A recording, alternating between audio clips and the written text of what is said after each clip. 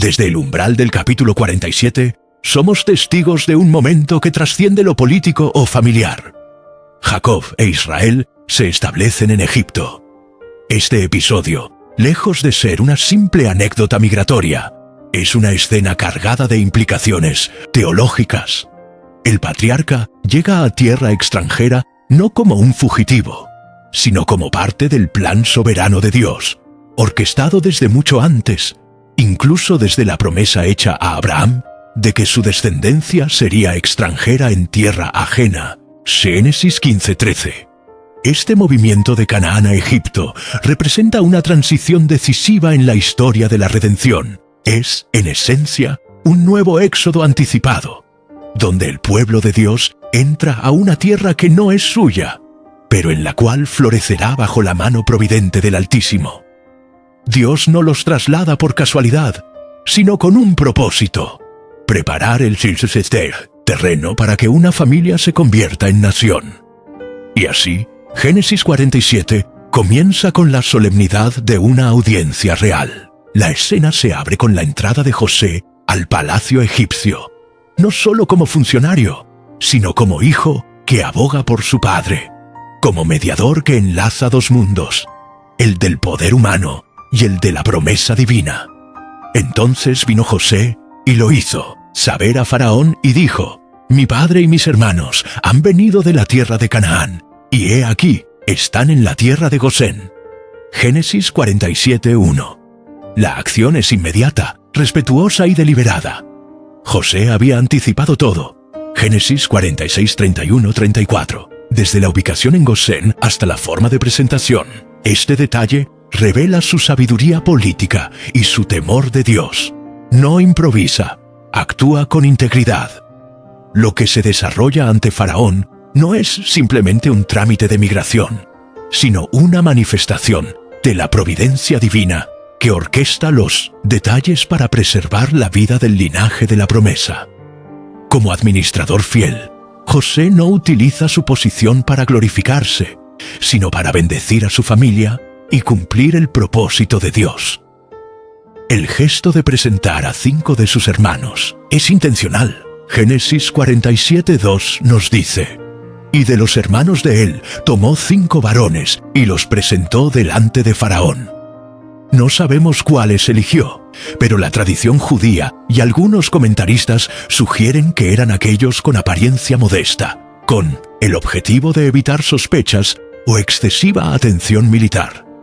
José protege a su familia sin ocultar su identidad. En esto vemos un reflejo de la integridad. No se avergüenza de sus orígenes, sino que los presenta con sencillez. Entonces viene la gran prueba de identidad. Al ser preguntados por su oficio, los hermanos de José responden con claridad y dignidad: «Tus siervos son pastores de ovejas, tanto nosotros como nuestros padres». Versículo 3. Esta respuesta, sencilla pero firme, es profundamente significativa. En Egipto, ser pastor era socialmente despreciado.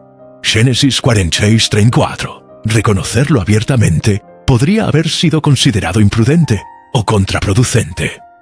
Sin embargo, los hermanos no disfrazan su oficio. En lugar de adoptar una fachada, afirman su herencia. Esto es vital para comprender cómo Dios preserva la identidad de su pueblo, aún en medio de una cultura ajena y hostil. Gosén, una región periférica y adecuada para el pastoreo, se convierte en el lugar de aislamiento providencial que permite a los hebreos crecer sin asimilarse. Dios, que conoce la propensión del corazón humano a la idolatría y la mezcla cultural, prepara un refugio donde su pueblo pueda multiplicarse en santidad. Así, esta escena es más que una entrevista con el faraón. Es un acto de confesión, de identidad, de fidelidad a los valores heredados y de reconocimiento de la mano divina que guía cada paso. En palabras del salmista: «El Señor guardará tu salida y tu entrada desde ahora y para siempre». Salmo 121:8. El diálogo entre los hermanos de José y el faraón continúa con una petición aparentemente simple, pero con una carga teológica profunda. «Para habitar en esta tierra hemos venido, porque no hay pasto para los ganados de tus siervos, pues el hambre es grave en la tierra de Canaán. Por tanto, te rogamos ahora que habiten tus siervos en la tierra de Gosén. Génesis 47:4. Esta súplica está formulada con respeto, humildad y honestidad, reconociendo su situación crítica sin esconder su condición.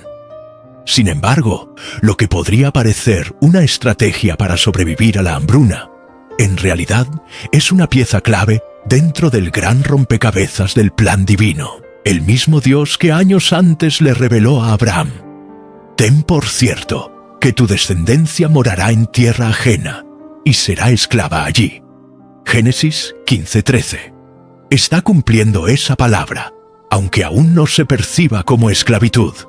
Los hijos de Perietzeteshem, Israel, no entran a Egipto por error, ni por accidente, sino bajo el diseño de una voluntad soberana.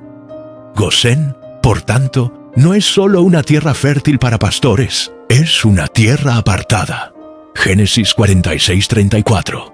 Lo suficientemente cerca para ser protegidos, pero lo bastante lejos del núcleo cultural egipcio como para preservar su identidad.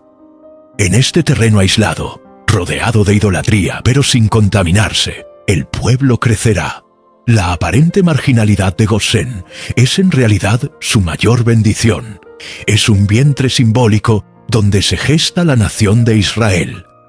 Dios actúa en los detalles, desde la geografía hasta la economía, desde la diplomacia hasta la genealogía. La elección de Gosén no solo fue buena para el pastoreo, fue perfecta para la promesa. La providencia se revela no solo en milagros, sino también en decisiones prácticas que, guiadas por sabiduría divina, abren caminos que ni los protagonistas comprenden completamente en el momento. El relato da un giro conmovedor cuando se produce el encuentro entre Jacob y el faraón. José introdujo a Jacob su padre y lo presentó delante de Faraón, y Jacob bendijo a Faraón. Génesis 47:7. Esta escena, aunque breve en palabras, está cargada de significado. El patriarca anciano, quien ha peleado con Dios y con los hombres, quien ha llorado y amado profundamente, quien ha sido quebrado y restaurado, se presenta ante el hombre más poderoso del mundo antiguo y lo bendice. Esta bendición no es solo un gesto de cortesía. El texto hebreo usa la palabra barak, que implica una invocación de favor divino. Jacob, como portador del pacto, es consciente de su rol sacerdotal. No está frente a un igual, sino ante un rey pagano, y desde esa posición de identidad espiritual elevada, bendice. Aquí se cumple lo que más adelante afirmará el autor de Hebreos. Sin contradicción alguna, el menor es bendecido por el mayor. Hebreos 7:7. En el escenario del mundo, Faraón es soberano. En el escenario eterno, Jacob es embajador del Dios viviente. El faraón responde con hospitalidad excepcional. En lo mejor de la tierra, haz habitar a tu padre y a tus hermanos. Si entiendes que hay entre ellos hombres capaces, ponlos por mayorales del ganado mío. Génesis 47:6. Esta generosidad no solo honra a Jacob, sino también reconoce el valor de su descendencia.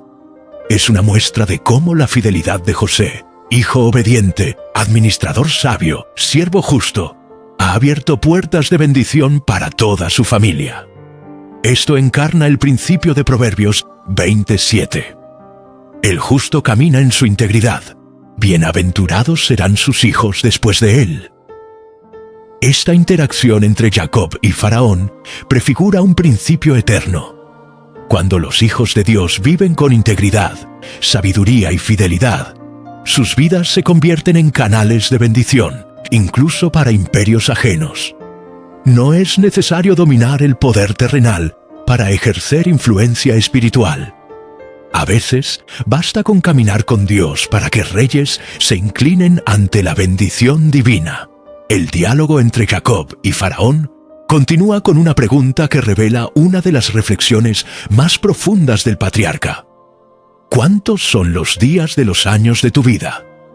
Génesis 47:8. A simple vista, es una cortesía del faraón, pero Jacob responde con palabras que desnudan toda su historia.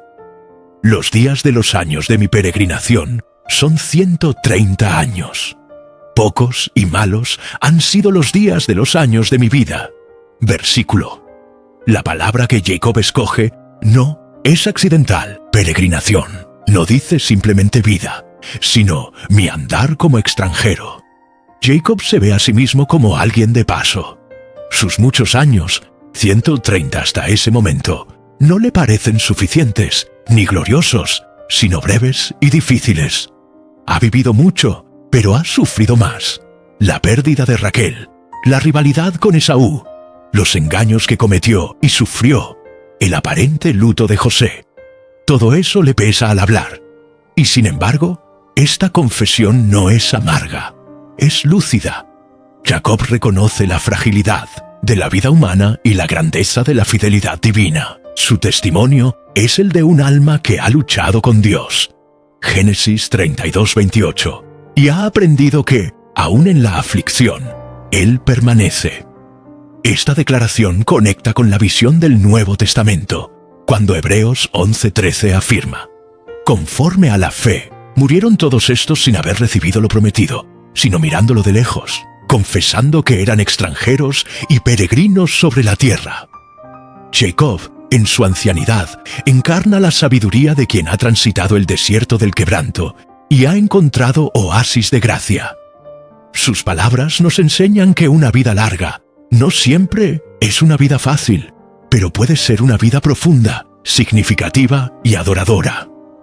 Cuando Faraón le pregunta por su edad, Jacob no responde simplemente con un número. Su respuesta es una confesión teológica. Los años de mi peregrinación son 130. Pocos y malos han sido los años de mi vida, y no han llegado a los días de los años de la vida de mis padres en los días de su peregrinación. Génesis 47:9. Esta afirmación, lejos de ser una queja, revela una profunda comprensión de la vida humana desde la perspectiva de la fe.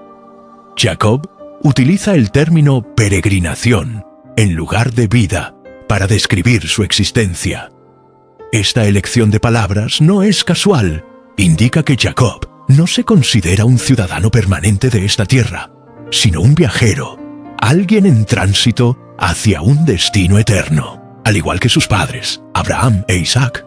Jacob comprendió que la promesa divina no se limitaba a un territorio geográfico, sino que apuntaba hacia una patria celestial. Hebreos 11, 13, 16. El calificativo pocos y malos parece casi irónico, viniendo de alguien que ha vivido 130 años. Pero revela el dolor acumulado por las pérdidas, las separaciones, las luchas internas y externas que marcaron su camino, desde la huida de su casa por temor a Esaú, hasta la aparente muerte de su hijo José. Jacob ha cargado con un cúmulo de penas que, sin embargo, no anulan la fe que lo sostiene. Es precisamente en medio de estas heridas donde florece una fe más madura, más consciente de la fragilidad humana y de la fidelidad divina. Jacob no habla desde la amargura, sino desde la aceptación. Su frase es el eco de un corazón quebrantado pero no vencido. De hecho, esta perspectiva de la vida como peregrinación resuena profundamente con el mensaje de Pedro cuando escribe: Amados, os ruego como a extranjeros y peregrinos, que os abstengáis de los deseos carnales que batallan contra el alma. 1 Pedro 2:11. Es la comprensión de que, aunque caminamos sobre la tierra, nuestra ciudadanía está en los cielos. Filipenses 3:20. Así, la declaración de Jacob se convierte en una confesión de fe que atraviesa los siglos. Nos enseña que la vida con Dios no está exenta de aflicciones, pero que incluso los pocos y malos años pueden ser redimidos en el contexto de una esperanza eterna. Jacob, al final de sus días, no se define por sus heridas, sino por su conciencia de haber caminado, aunque con tropiezos, bajo la mirada de Dios. La narrativa da un giro a partir del versículo 11, alejándose del diálogo entre Jacob y Faraón, para enfocarse en la gestión de la supervivencia nacional. José, ahora en su pleno rol como administrador de Egipto, se convierte en un modelo de liderazgo sabio y piadoso en medio de una crisis sin precedentes. José hizo habitar a su padre y a sus hermanos, y les dio posesión en la tierra de Egipto, en lo mejor de la tierra, en la tierra de Ramesés, como mandó Faraón. Génesis 47:11.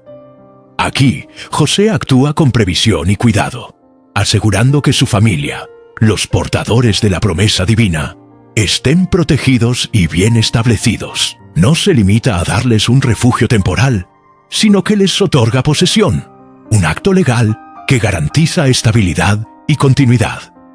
En el versículo 12 leemos: «Y alimentaba José a su padre y a sus hermanos, y a toda la casa de su padre, con pan, según el número de los hijos». Este detalle no solo subraya la diligencia de José, sino que anticipa la imagen del Mesías proveedor.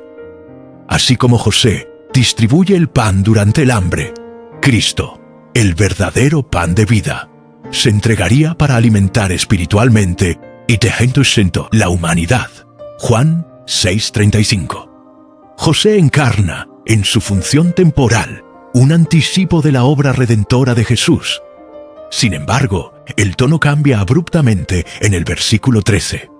No había pan en toda la tierra, y el hambre era muy grave, por lo que desfalleció de hambre la tierra de Egipto y la tierra de Canaán.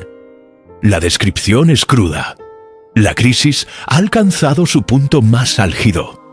No se trata simplemente de una escasez local, sino de una calamidad regional que pone a prueba la resistencia económica y espiritual de dos naciones. En este escenario, el liderazgo de José se convierte en un faro de esperanza. José no reacciona con improvisación, sino que sigue un plan cuidadosamente estructurado. Versículo 4:26. Primero recoge el dinero a cambio de grano, luego acepta el ganado cuando ya no hay plata, y finalmente administra las tierras y hasta la servidumbre del pueblo, instaurando un sistema que garantiza el sustento a cambio de una fracción del producto, una quinta parte para Faraón. Esta administración ha sido objeto de debate entre comentaristas. Algunos lo ven como una medida severa, otros como una política inteligente de sobrevivencia. El versículo 25 ofrece la clave. Tú nos has salvado la vida. Hallemos gracia ante los ojos de mi Señor, y seremos siervos de Faraón. Lejos de sentirse oprimido, el pueblo egipcio reconoce en José a un salvador. No fue un explotador, sino un protector. En vez de colapso social, hubo organización, previsión y un nuevo modelo económico. En medio de una crisis devastadora, el liderazgo de José resplandece no solo por su capacidad administrativa, sino por su sensibilidad espiritual y su sentido de justicia. El hambre había consumido los recursos de Egipto y Canaán. Como leemos en Génesis 47:13, no había pan en toda la tierra, y el hambre era muy grave, por lo que desfalleció de hambre la tierra de Egipto y la tierra de Canaán. En lugar de una dictadura alimentaria o de un abuso de poder, José establece un sistema progresivo de subsistencia. Primero, recoge el dinero a cambio de grano. Versículo 14, y cuando éste se agota, acepta el ganado. Versículo 17. Asegurando así que el pueblo aún conserve dignidad en su necesidad. No los despoja ni los fuerza, sino que responde a su ofrecimiento. Compra nuestros ganados, y daremos nosotros a mi señor por pan. Luego, ante la desesperación del pueblo y su iniciativa de ofrecer sus tierras y servidumbre, versículo 18-19, José diseña un sistema que se asemeja más a una renta estatal que a una esclavitud. En lugar de privarlos completamente de propiedad o libertad, José asegura su supervivencia a través de un impuesto justo. Daréis la quinta parte a Faraón. Versículo 24, es decir, un 20% de la producción. A cambio, les entrega semilla para sembrar la tierra. He aquí os he comprado hoy a vosotros y a vuestra tierra para Faraón. He aquí, semilla para vosotros, y sembraréis la tierra. Esta administración no se percibe como opresión. Ulshelf, contrario, el pueblo responde con gratitud. Nos has salvado la vida. Hallemos gracia ante los ojos de mi Señor, y seamos siervos de Faraón. Versículo 25. En un contexto de crisis, José no solo gestiona recursos, sino que preserva la vida y la dignidad humana.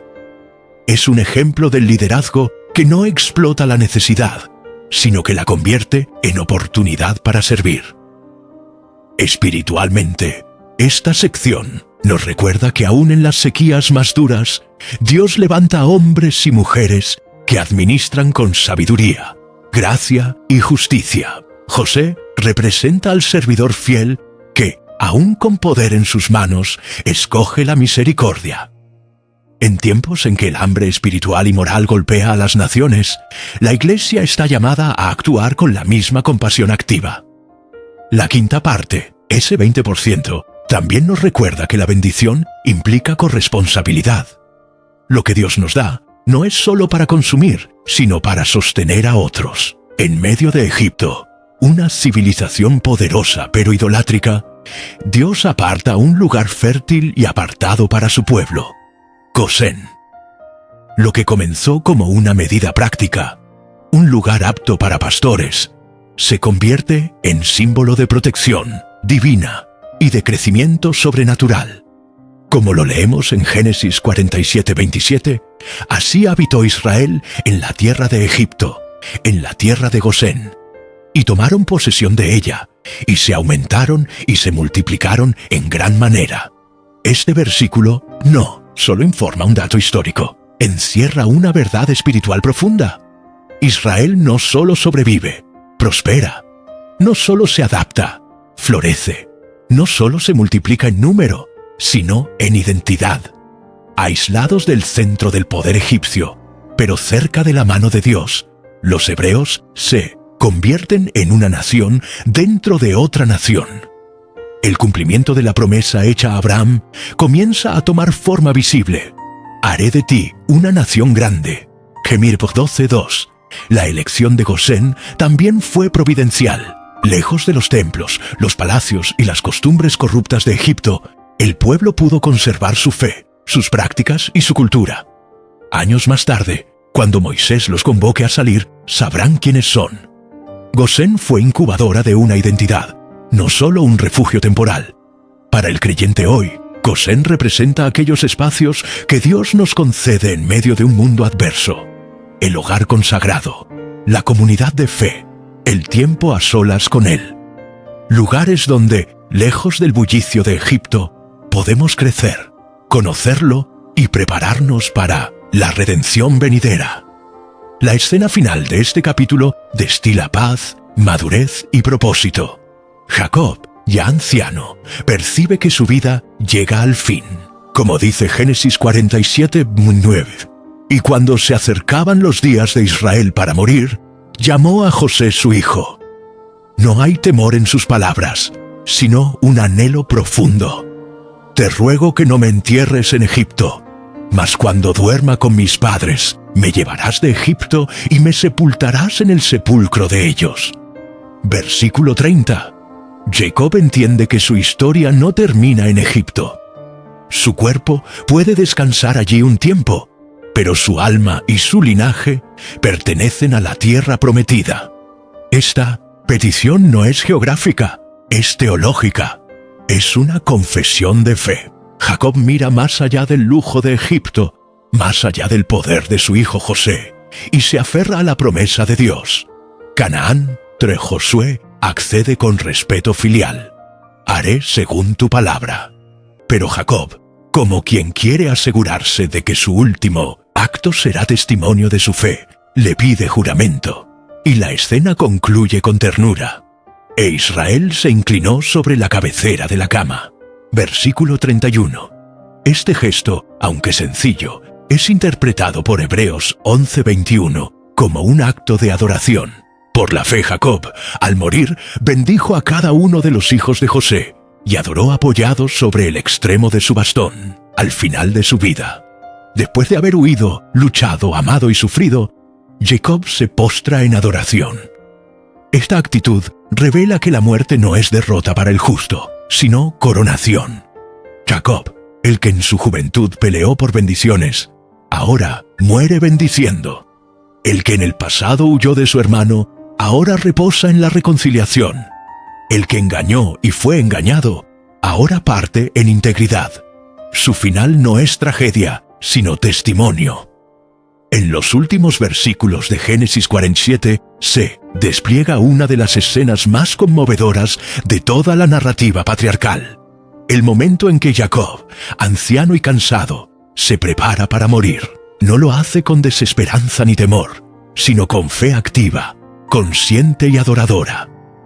Como lo declara en Génesis 47:30, su pedido es claro: no me entierres en Egipto, sino que duerma con mis padres, y me llevarás de Egipto y me sepultarás en visión decente, el sepulcro de ellos. José, con reverencia y prontitud, le responde: haré según tu palabra. Pero Jacob no se conforma con una promesa verbal. Sabe que está por cruzar el umbral de la eternidad y quiere sellar su última voluntad con firmeza espiritual y legal. Júramelo. Versículo 31. José le jura, y entonces el texto nos dice: e Israel se inclinó sobre la cabecera de mí, entonces la cama. Esta inclinación, aparentemente simple, está cargada de significado. No es solo un gesto físico, sino un acto teológico, una expresión de reverencia ante el Dios que lo ha sostenido durante toda su vida. Hebreos 11:21 ilumina este momento con perspectiva neotestamentaria y escatológica.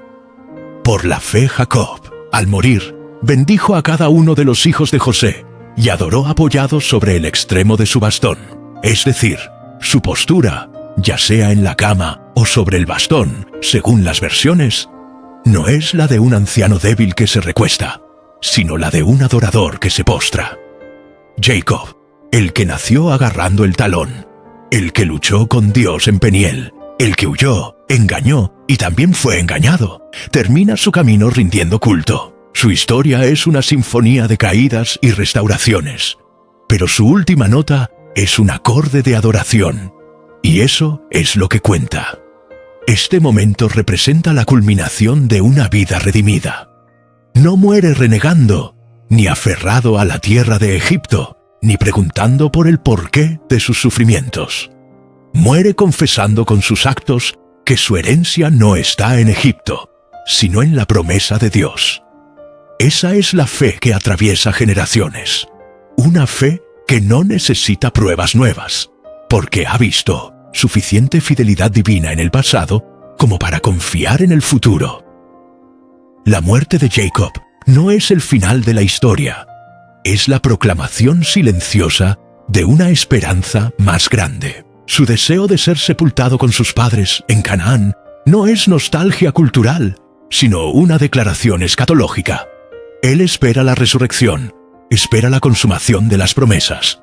Como Abraham, que compró una tumba en Canaán, Jacob quiere reposar en tierra prometida, aunque aún no posea la tierra, porque la fe no necesita ver para creer, necesita creer para ver. El gesto final de Jacob, inclinarse y adorar, sintetiza una teología de vida entera. La adoración no es el privilegio exclusivo de los jóvenes fuertes ni de los que están en el templo. Es también el lenguaje de los moribundos que han caminado con Dios, paso a paso, en las luces y sombras de la existencia. La adoración no depende del estado físico, ni del lugar, ni del reconocimiento humano. Depende de una relación viva y real con el Dios de los pactos. Jacob pudo haber mirado atrás y decir, como en Génesis 47:9, «Pocos y malos han sido los días de los años de mi vida».